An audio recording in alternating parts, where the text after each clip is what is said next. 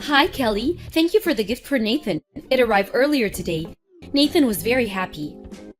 I'm glad he liked it. I wanted to celebrate him getting on the honor roll. He deserves a treat for studying so hard. Yes, he does.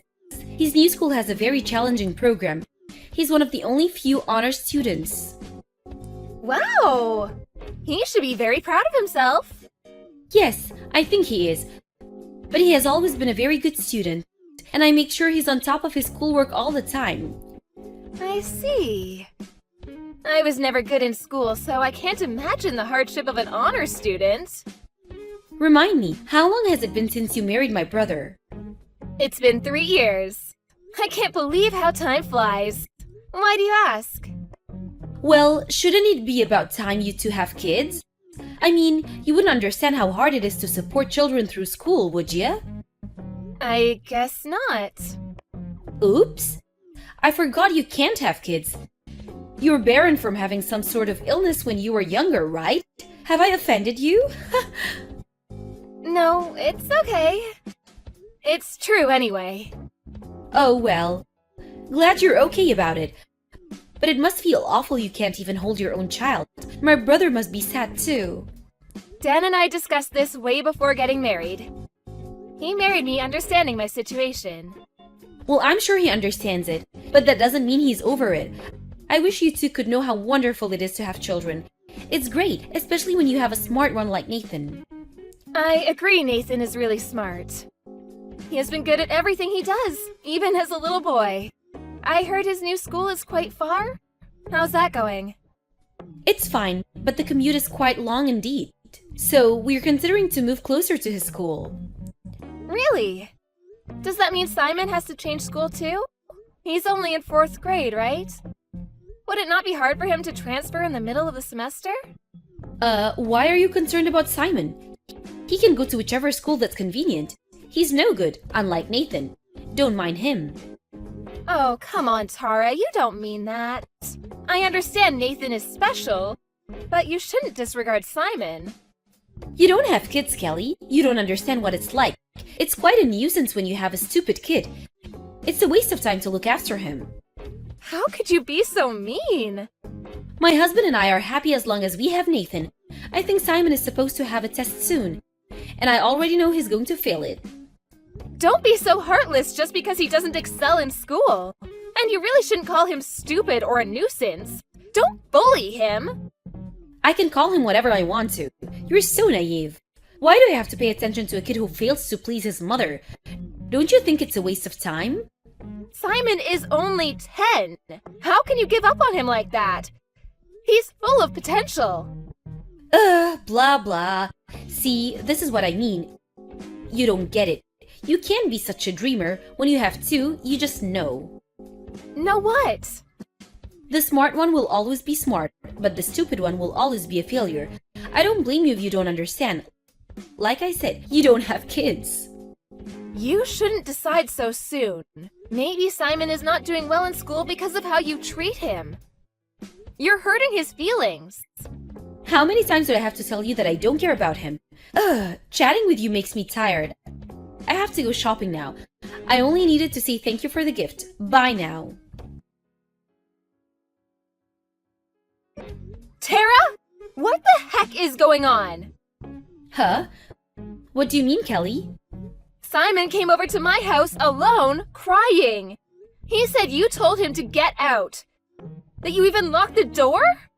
Oh, that. He went to your place, huh? What do you want me to say? Sorry for the bother? No, that's not what I want you to say. You actually told him to get out, it's true? Yes. So what? Do you need to kick him out too? You can if you want to. Let's say I take him back to your place. Will he be allowed back into his house? You mean my house? Hell no. What? Do you understand how hurt he is? Do you not have a heart? Why do I have to feel sorry for him? He's the problem here, not me. What exactly is the problem? Do you remember the last time we spoke? I mentioned he was going to have a test, right? Yes, and? I told him repeatedly that he was not allowed to get a bad grade on the test. But of course, he does miserably. I had warned him. That's why you locked him out? Because of a test? You are unbelievable. It's called discipline. You do something bad, you get scolded. He's an idiot. I have to teach him a lesson. Enough already! Simon is not some kind of a pet! You don't call this discipline! He's 10 for crying out loud! Ugh, cut it off. Mind your own business, woman. None of this has anything to do with you. Of course it does! I'm his aunt! Dan is very concerned too! We're both Simon's family! Dan would say something like that. He's always has to be right like you. Anyone would agree you're being too hard on Simon. Oh, I know. Huh? Are you gonna stop bullying Simon? I have a better idea. I choose to focus on my special boy Nathan. You can have Simon. He's no good for me. You can raise him. What? It's a win-win, you see. A barren couples get a kid, and I get to focus on the better one. Are you serious? He's your own son! It's okay. I really have had enough of his stupidity already. And it's perfect, isn't it? You get to try your hand at raising a kid. You know what? Fine, we'll raise him, but no second thoughts. Oh, I definitely won't have any. We're getting ready to move closer to Nathan's school anyway. You can officially adopt him, and we can just cut all ties. Yes, I think that is best for Simon. And for me and Dan, too, since we won't be obliged to you in any way. But don't you dare act like his mother ever again. I won't, I'm sure of it. I only want Nathan, he's the special one. Okay, great, so we're all set. I'll set up the papers and send you his stuff later on. Hi, Kelly. Long time no speak. Are you still taking care of that stupid kid? Hi, Tara. If you mean Simon, of course we are. He is our child. We're not irresponsible like you. You don't need to be so harsh. I wasn't being irresponsible. I had made a selection. I wasn't the problem, he was. It's funny that you don't realize that the fact you can say something like that proves exactly that you are the problem. Blah blah. I'm glad to see you haven't changed. Same old you, always have to be right.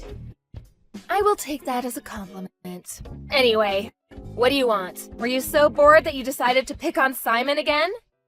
Because if it is, I'm not wasting my time on a bully like you. No, I don't give a damn about him. I just wanted to let you know that my baby Nathan has started his own company. I heard. He's been preparing since college. Huh? How do you know that? He's been getting advice from Dan. In case you don't remember, Dan has been in the same business for years. So he wanted to hear what Dan thought. How come I didn't know that? Oh well, whatever. But you don't think Nathan is so special? Yes, he is. Congrats. That's it, congrats. He just finished college, you know. Starting a company so young. I mean, do you see how amazing he is? He is absolutely amazing. I'm very proud of his accomplishments. But that's all him, not you. Don't be so silly. Nathan is amazing because I raised him well. I was a great mother. He's where he is today thanks to me. You actually think so? Well, believe what you want. I really don't care. Oh, you're so boring. Are you jealous because you're stuck with the stupid one? Aw, that's too bad. Simon is not stupid. In fact, he's doing very well. You don't know anything about him. Doing well? You're so funny. If you don't think that he's stupid, you must be cuckoo too. Hilarious. You can say whatever you want to. One day, you will see who the real idiot is. You'll be barking like a dog by then, crying for attention. Like I said, Kelly, don't be so jealous. You're making yourself look silly.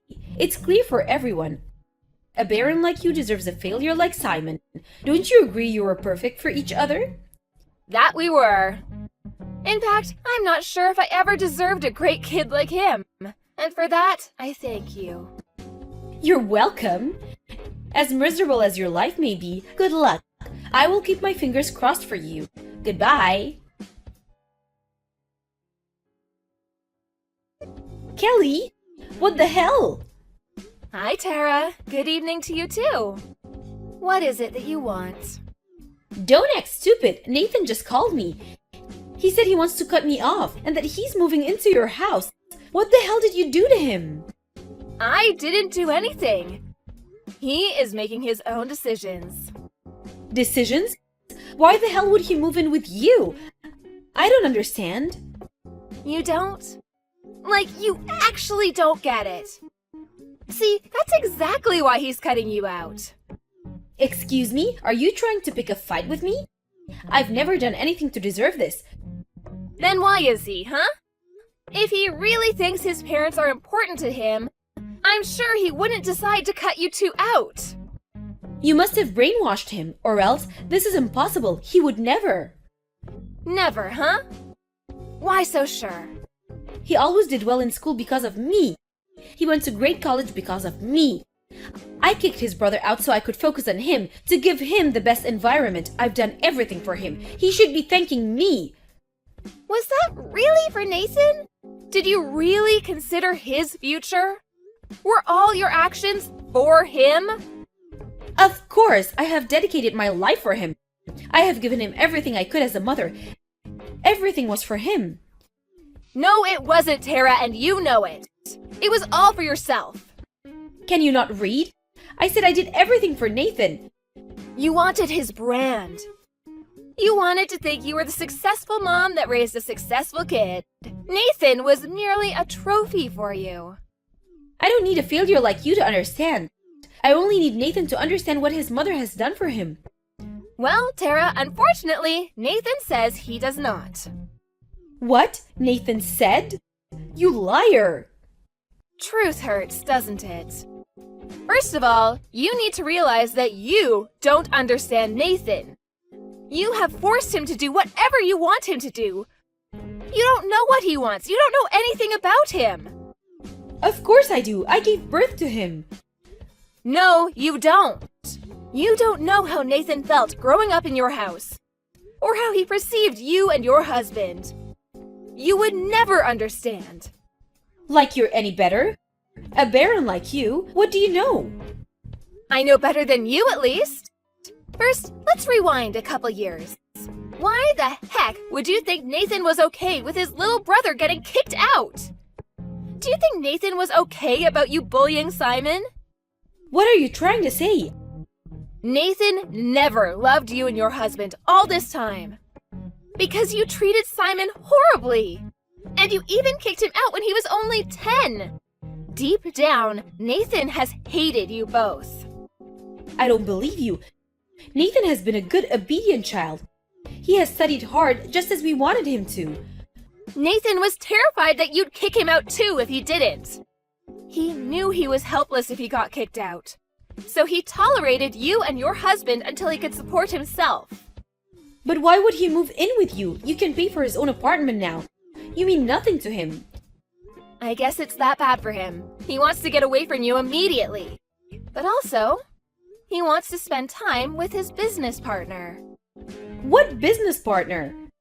Simon. You really don't know anything, do you? Nathan has started a company together with Simon. What? With that idiot? He's not good enough to be running a company. He doesn't have the brain. As I mentioned before, Simon is not an idiot. You need to stop calling him that. Huh? Easy to say. I know better than anyone how stupid he is. He never understood any schoolwork. Simon goes to the same school Nathan went to. I mean, the school is Ivy League, one of the best in the country. If he's an idiot, then an Ivy League must be a joke. Wait, what? Simon? You're bluffing.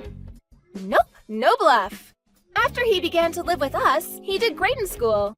He was always an honor student. I don't believe that for a second. It's not possible. His grades were always terrible. If he was as bad as you say he was, you were making him that way. Because you compared him to others and didn't give him a chance. But I'm sure this is all too difficult for you to understand. Fine, whatever. But if what you're saying is true, I have a suggestion. I can take back Simon. What? Are you crazy? I'm his birth mother. I had him and Nathan. It's only natural they come back to me. As bad as they made me look today. Okay, you know what? Just shut up. You are not good enough to be their mother. Are you listening to me? I had them both. You're in no place to tell me. You may have delivered them, but that's all. You did nothing for them. Nathan and Simon would never accept you. You have failed miserably as a parent. You are the one who has no place. Goodbye. Afterwards, Tara and her husband came to our house enraged, but Nathan and Simon refused to talk to them.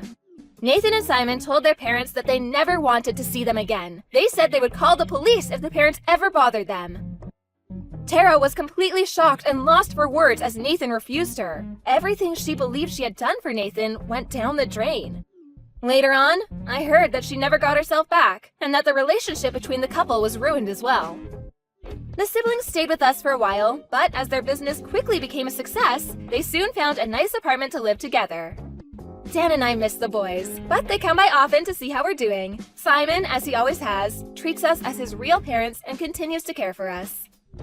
We despise Tara and her husband, and how they have treated the boys, but we're thankful for them for giving us the best sons any parents could ask for.